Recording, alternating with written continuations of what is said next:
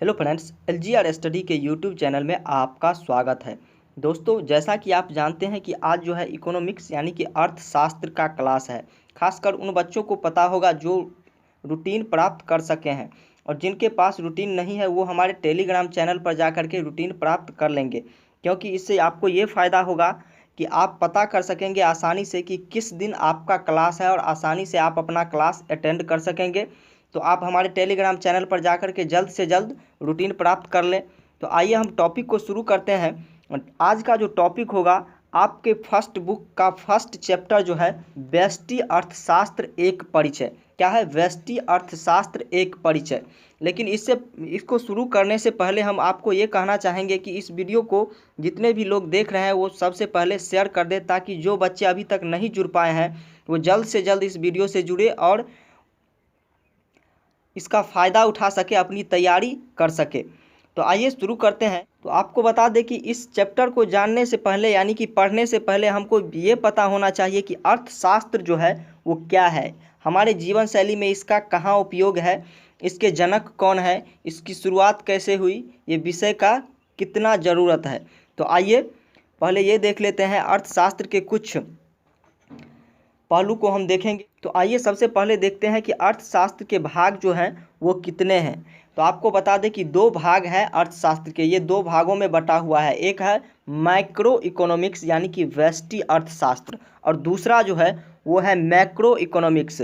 दोनों का स्पेलिंग जो है सिर्फ हल्का फ़र्क है, सिर्फ ए का फ़र्क है, MICRO MACRO। तो माइक्रो का क्या होगा हिंदी, मैक्रो का हिंदी जो होगा वो होगा व्यष्टि अर्थशास्त्र, और मैक्रो इकोनॉमिक्स का हिंदी जो होगा वो होगा समाव्यष्टि अर्थशास्त्र। आशा करते हैं कि इतना तक आप समझ गए होंगे।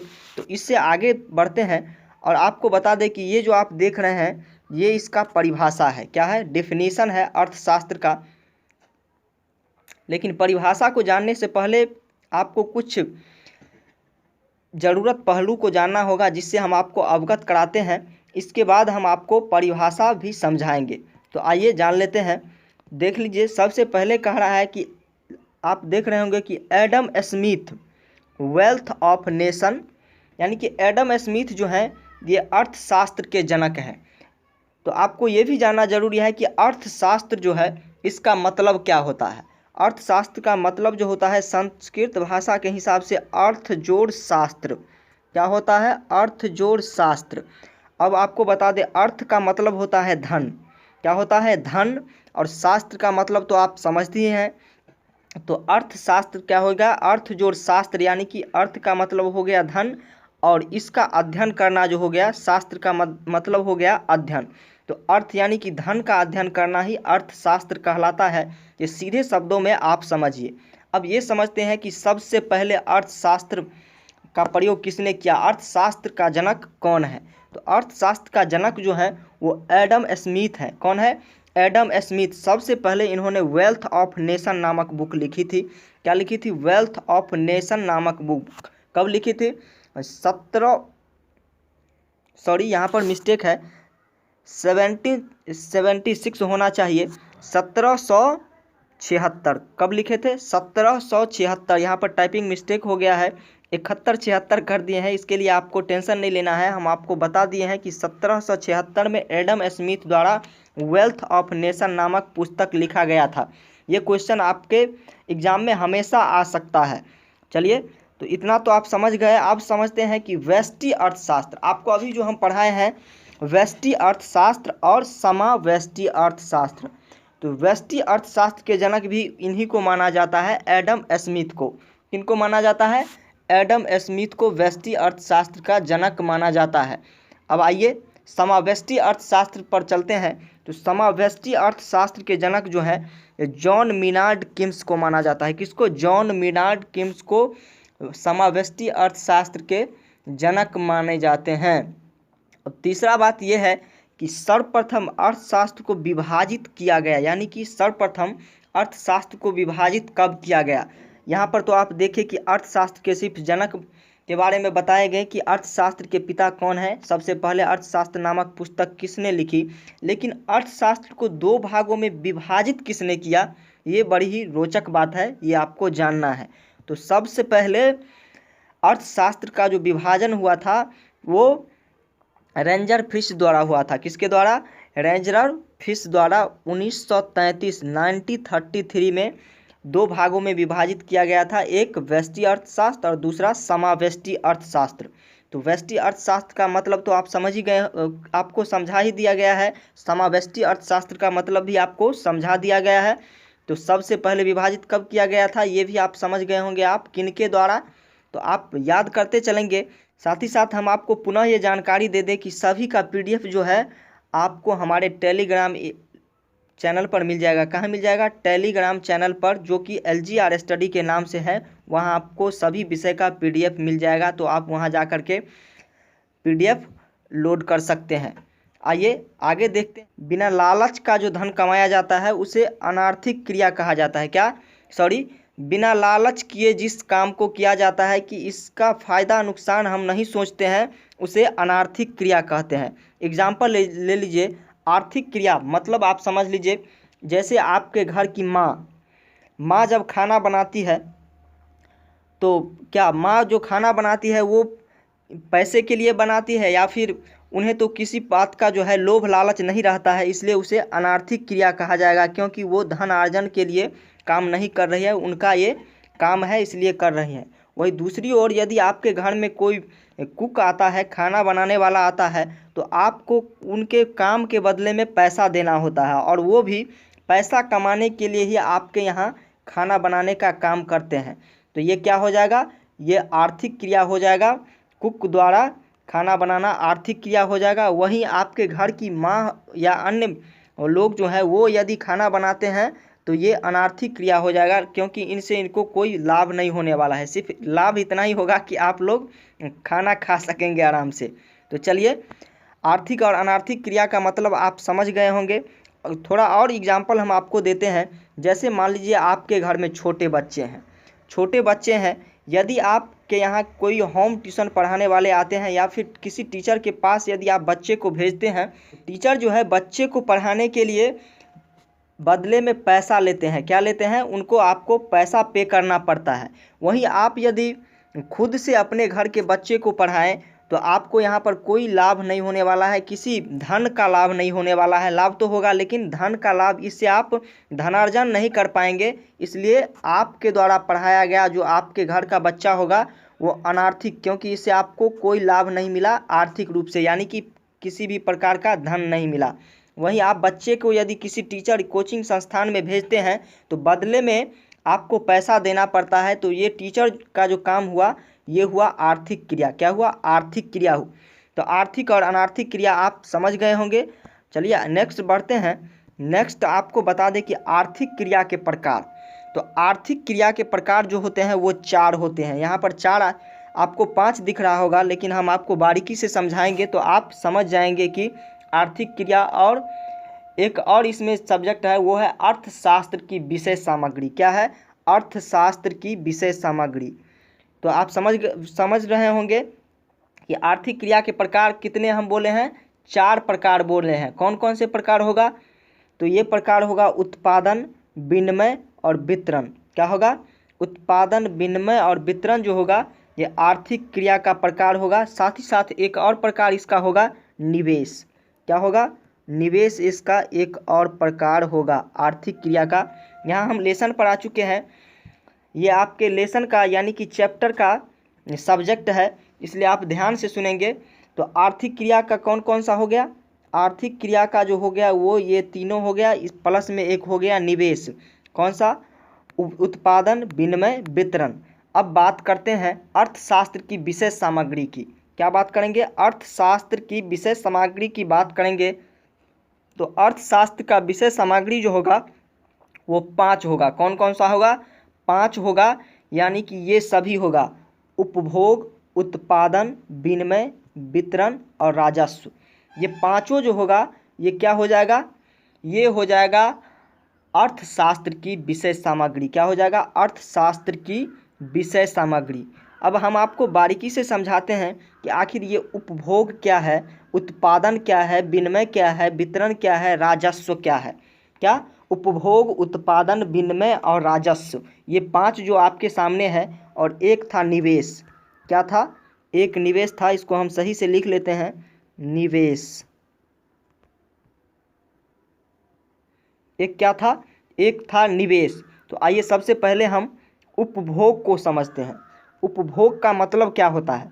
उपभोग का मतलब होता है जो भी वस्तु हम अपने प्रयोग में लाते हैं उसे उपभोग कहा जाता है। क्या कहा जाता है? उपभोग कहा जाता है। यानी कि जिस वस्तु को हम अपने दैनिक उपयोग में लाते हैं या फिर किसी भी उपयोग में लाते हैं उसे हम उपभोग कहेंगे।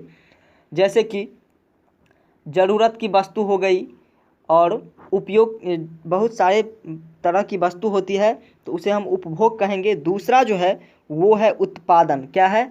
उत्पादन है। तो जितना आप उपभोग करेंगे उसी के हिसाब से उत्पादन किया जाएगा। जितना आप उपभोग करेंगे उसी के हिसाब से उत्पादन किया जाएगा, क्योंकि जितना आपको ज़रूरी होता है उसी हिसाब से आप सामान का व्यय करते हैं, खरीदते हैं, क्रय करते हैं। आपको यदि घर में 2 किलो चावल की ज़रूरत है तो आप कितना किलो चावल खरीदेंगे? 2 किलो चावल ही खरीदेंगे। तो इस प्रकार से यदि दुकानदार होंगे उन्हें पता होगा कि हमारे दुकान से डेली कितना चावल बिकता है, उस हिसाब से वो क्या करेंगे? उत्पादन, यानी कि उस हिसाब से खरीदेंगे या फिर जो भी हो इसे उत्पादन कहा जाए। उत्पादन के 5 प्रकार हो जाएंगे। कौन कौन से? भूमि, श्रम, पूंजी, साहस, संगठन और ये संगठन। ये 5 जो है उत्पादन के प्रकार हैं। भूमि से भी उत्पादन होता है, जैसे कि अन्न का उत्पादन आप कहाँ से करते हैं? भूमि से करते हैं। बहुत से चीज़ का उत्पादन आप परिश्रम से भी करते हैं। संगठन से भी बहुत सारा उत्पादन होता है। उत्पादन का मतलब यही हुआ कि जो भी आपके उपयोग में की ज़रूरत को पूर्ति करेगा, आपकी ज़रूरत को पूर्ति करेगा, उसे ही उत्पादन कहा जाएगा।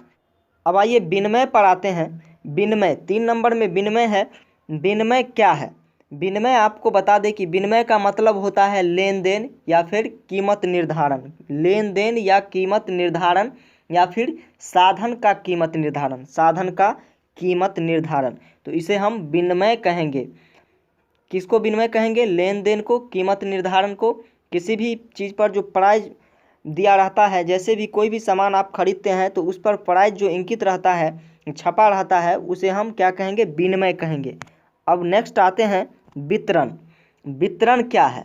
तो वितरण जो है आपकी आवश्यकता यानी कि उपभोग के लिए जितना भी उत्पादन किया जाता है उसको सभी क्षेत्रों में बांटा जाता है, यानी कि पहुंचाया जाता है, तो इसे हम वितरण कहेंगे।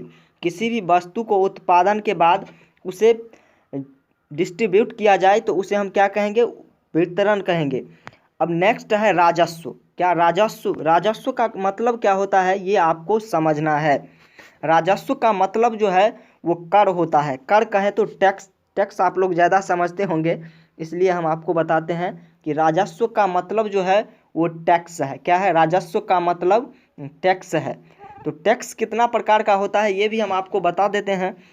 टैक्स तो आप इस तरह समझिए कि राजस्व के कितने प्रकार होते हैं। तो राजस्व के कितने प्रकार हो गए? 2 प्रकार हो गए, प्रत्यक्ष राजस्व और अप्रत्यक्ष राजस्व। अब आपको ये समझना है कि प्रत्यक्ष राजस्व क्या हुआ, यानी कि प्रत्यक्ष टैक्स जो हुआ, कर हुआ, ये किसे कहा जाएगा? प्रत्यक्ष कर का मतलब ये हुआ कि आप जैसे डायरेक्ट किसी को कर देते हैं यानी कि टैक्स देते हैं तो उसे प्रत्यक्ष कर कहा जाएगा। कौन सा कर कहा जाएगा? प्रत्यक्ष कर कहा जाएगा, जो आप डायरेक्ट दे रहे हैं। जैसे रोड टैक्स देते हैं, बहुत सारा टैक्स ऐसा होता है, भूमि टैक्स देते हैं, और ऐसे कई सारे टैक्स हैं जो आप डायरेक्ट देते हैं, तो इसे क्या कहा जाएगा? इसे प्रत्यक्ष कर कहा जाएगा, प्रत्यक्ष टैक्स कहा जाएगा। और दूसरा हम आपको बताएं अप्रत्यक्ष। क्या बताएं? अप्रत्यक्ष। अप्रत्यक्ष कर। अप्रत्यक्ष कर ये हुआ कि आप यदि कोई भी सामान खरीदने जाते हैं तो उसके पैक पर एक ही मूल्य निर्धारण रहता है। जैसे आप 5 रुपये का बिस्किट खरीदेंगे तो उस पर 5 रुपये निर्धारण रहता है, लेकिन उसमें कुछ टैक्स भी जोड़ा रहता है, हल्का सा कुछ हिस्सा टैक्स का भी रहता है उस 5 रुपये में सामान के बाद।